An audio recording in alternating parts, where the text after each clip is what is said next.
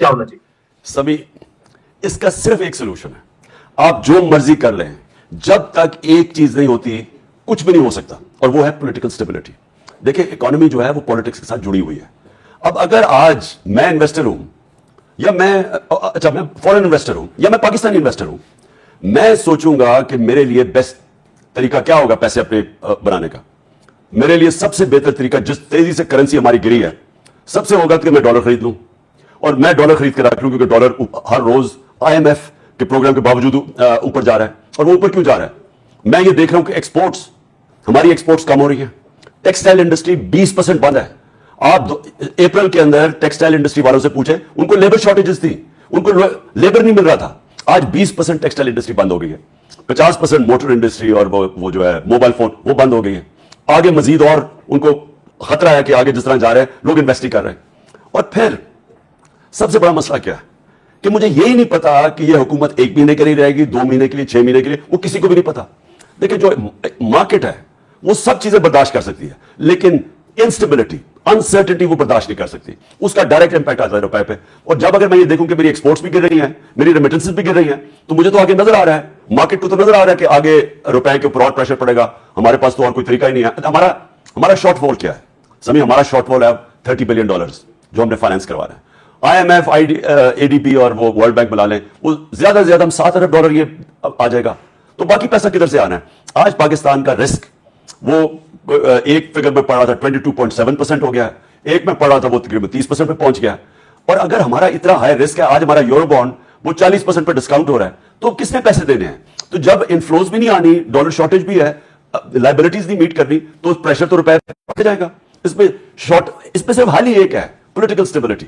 जब एक गवर्नमेंट आती है इलेक्ट होकर 5 साल के लिए, लोगों को कॉन्फिडेंस होता है, फिर वो प्लानिंग करते हैं, वो तभी आपकी इकोनॉमी उधर से चलनी शुरू होगी। इस तरह की प्रोटेक्शन देंगे इन्वेस्टर्स को। देखिए मैं जब मेरा ओवरसीज पाकिस्तानी से बहुत इंटरेक्शन है, अब से नहीं, क्रिकेट के जमाने से मैं इंटरेक्ट करता रहा। फिर शौकत खानम के लिए उन्होंने मेरी बड़ी मदद की शुरू में, तो ओवरसीज पाकिस्तानी की वजह से शौकत खानम बना भी और अभी भी कंट्रीब्यूट करते हैं चलाने पे। फिर तहरीक इंसाफ को जो फॉरेन फंडिंग कहते हैं, ये ओवरसीज पाकिस्तानियों ने मेरी मदद की। तो मेरा इनसे इंटरेक्शन बहुत है।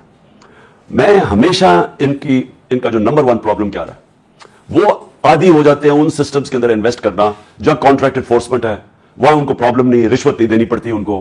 तो जब वो उस सिस्टम के आदी हो जाते हैं, उनको बड़ा मुश्किल पड़ता है जब वो हमारे सिस्टम में आते हैं, और हर जगह वो जिसको स्पीड मनी कहते हैं कि उनको हर जगह पैसे देने पड़ते हैं।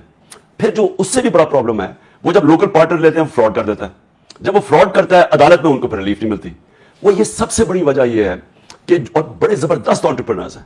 आप ये सोचना कि जो पाकिस्तानी यहां से बाहर जाता है, अपनी बिजनेस शुरू करता है, वो तो किसी को नहीं जानता, वो तो कोई सिफारिश नहीं होती वहां, तो वो तो वहां कोई रिश्वत नहीं देके बनता, वो मेहनत करके अपने पैर पे खड़ा होकर अपनी बिजनेस बनाता है। अब वो जब कामयाब हो जाता है, उनका बहुत दिल होता है कि मैं पाकिस्तान आके बिजनेस करूं। पाकिस्तान में सिर्फ फंस जाते हैं आके। और मैं फिर से रिपीट करता हूं, जो करप्शन है, ये सबसे बड़ी कैंसर है एक सोसाइटी की। अगर आप दुनिया के मुआशरे देख लें, तो जो सबसे कामयाब माशरे हैं, उनमें सबसे ज्यादा रूल ऑफ लॉ है। रूल ऑफ लॉ का मतलब है करप्शन नहीं है। जो सबसे गरीब माशरे हैं, जिधर गुर्बत ज्यादा है वसाइल के बावजूद, वहां क्योंकि रूल ऑफ लॉ नहीं है, वहां करप्शन है। और जब करप्शन होती है, इन्वेस्टमेंट नहीं आती। सिंपल चीज है। मैं जब 26 साल पहले पॉलिटिक्स शुरू ही की थी इंसाफ की तहरीक, और अगर अब इंसाफ आ जाता है, करप्शन चली जाती है।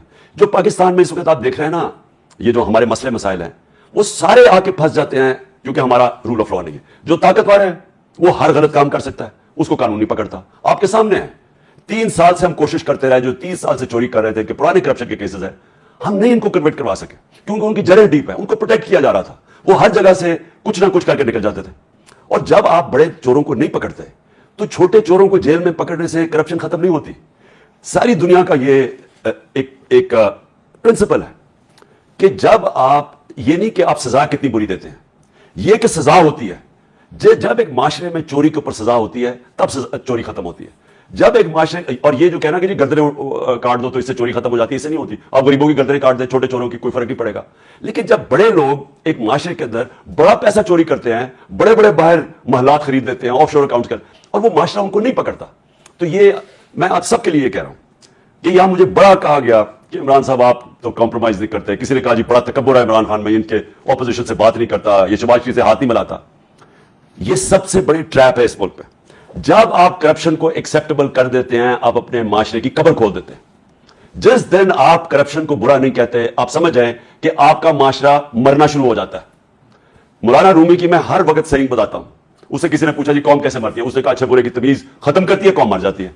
तो ये जो आप इन्वेस्टमेंट की और खुशहाली की बात कर रहे हैं, अगर हम यहां रूल ऑफ लॉ ले आए, हमारे अदलिया के सिस्टम पे, हमारी इंसाफ के सिस्टम पे, बाकी दुनिया को छोड़ें, सिर्फ ओवरसीज पाकिस्तान को कॉन्फिडेंस आ जाए, 1 करोड़ पाकिस्तानी बाहर बैठे, 5 लाख, 10 लाख, 5 लाख से 10 लाख, अगर वो पाकिस्तानी यहां इन्वेस्ट करना शुरू कर दें, हमें किसी की जरूरत नहीं पड़ेगी, हम अपने कर्जे भी उतार लेंगे, हमें कोई IMF के पास जाने की जरूरत नहीं पड़ेगी, हम लेकिन वो एटमॉस्फेयर बनाना है जिसमें इन्वेस्टमेंट आए पाकिस्तान में।